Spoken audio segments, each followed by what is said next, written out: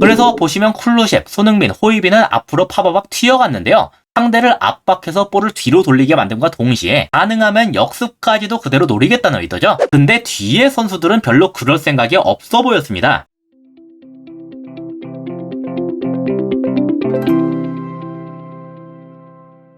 안녕하세요. 축구 보는 기자 축복입니다. 토트넘이 소튼과 3대3 무승부를 거뒀는데요. 리그 꼴찌팀과 비겼으니 토트넘 입장에선 만족하지 못할 결과예요. 당연히 최대의 문제는 3골이나 먹혔다는 것에 있습니다. 뭔가 수비에 문제가 있다는 뜻이죠. 근데 이 수비란 게 꼭 수비수들의 개인 역량에만 의존하는 건 아닙니다. 물론 여기 퀄리티가 만족스럽지 못한 건 사실인데 오늘 경기는 그 이전의 문제가 더 커 보였어요. 그럼 그 문제가 뭐였냐? 토트넘은 수비 시에 이렇게 5-4-1 형태를 취하는데요. 제가 직관적으로 보여드리기 위해서 이렇게 넓게 놨지만 사실 실제 경기에선 이렇게 두질 않습니다. 이런 식으로 공격수와 수비수 사이의 거리를 좁히도록 만들죠. 왜냐하면 이래야 상대가 공격할 때 활용할 수 있는 공간이 줄어들게 되거든요. 이게 전방에서 이루어지느냐 아니면 중간 지점에서 이루어지느냐 아니면 후방에서 이루어지느냐 그런 것에 있어 팀마다 차이는 있을 수 있지만 결국 중요한 건 그 간격이 좁은 상태로 유지되어야 한다는 겁니다. 이건 수비에 있어 기본 중에 기본이자 하나의 철칙 같은 거라서 단순하게 그냥 이 간격을 좁게 유지를 못하는 팀을 본다면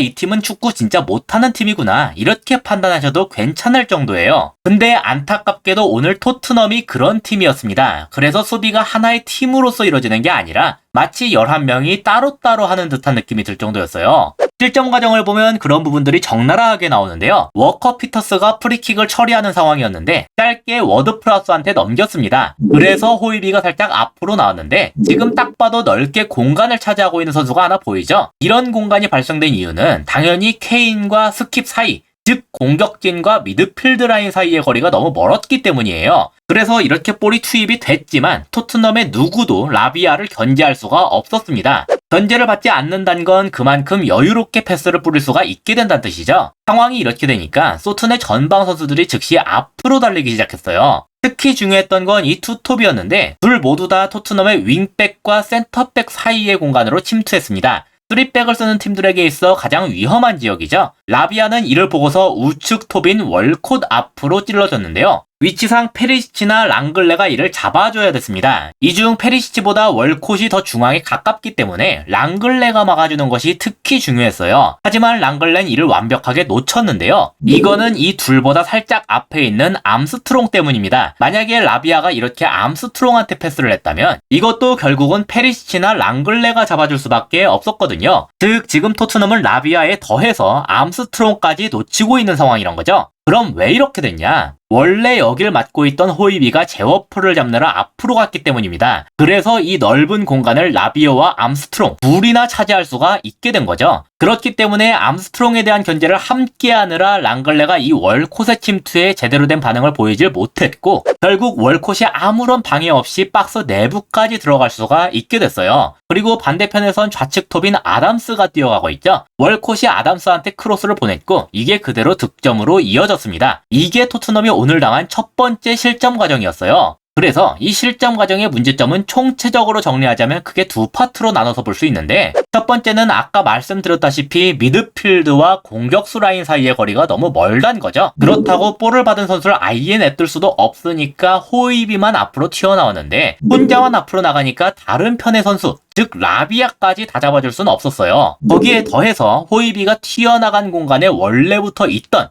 암스트롱은 암스트롱대로 마크가 옅어지게 됐다. 이게 첫 번째 문제고 두 번째는 이렇게까지 진행된 상황 속에서 수비수들 간의 커뮤니케이션이 제대로 이루어지질 않았단 거예요. 사실 지금 장면만 놓고 보면 토트넘의 수비 숫자가 적은 게 아니거든요. 그래서 확실하게 마크맨 관계만 잡아줬다면 월콧한테 그렇게 쉽게 뚫려주진 않았을 겁니다. 예를 들어서 암스트롱한텐 페리시치가 붙고 월콧한텐 랑글레가 붙는다. 이런 식으로 확실하게 약속이 되어 있었다면 훨씬 막아내기가 수월했겠죠. 하지만 둘 다 월콧을 놓쳤기 때문에 실점까지 간 거예요. 문제점이 명확한 만큼 해결 방법도 아주 명확한데요. 결국 이 문제의 근본적인 원인은 라비아에게 너무 많은 공간을 허용했다. 그리고 그것은 토트넘의 라인 사이의 간격이 너무 멀었기 때문이다. 이거였죠. 그러면 토트넘은 두 가지 중에 하나를 택하면 됩니다. 하나는 케인의 위치를 내리는 거예요. 케인이 라비아를 마크맨으로 삼고 이런 식으로 내려왔다면 제워프가 라비아한테 볼을 줄 수가 없게 되겠죠. 그러면 아까와 같은 일을 사전에 방지할 수가 있게 됩니다. 다만 케인이 미드필더를 잡게 되기 때문에 당연히 그보다 뒤에 있는 소튼의 센터백들은 완전히 자유로워지게 되는데요. 그래서 이렇게 센터백한테 넘긴 다음에 얘들이 직접 볼을 몰고 올라갈 경우에 대해 새롭게 대처할 필요가 생기긴 하겠습니다. 만약에 이게 싫으면 두 번째 방법을 쓰면 되는데요. 두 번째 방법은 중미들이 올라와서 잡아주는 거예요. 아까처럼 호이비만 혼자 튀어나가는 게 아니라 스킵과 쿨루셉까지 확 올라와서 케인과의 거리를 다 같이 좁혀주는 겁니다. 그렇다면 이번에도 마찬가지로 제워프가 라비아한테 볼을 줄 수가 없게 되겠죠. 동시에 센터백한테 돌리게 되더라도 케인이 즉각적으로 압박을 수행해줄 수 있게 될 거예요. 다만 이렇게만 올라오면 이번엔 수비 라인과 중미 라인 사이의 거리가 너무 멀어지게 되니까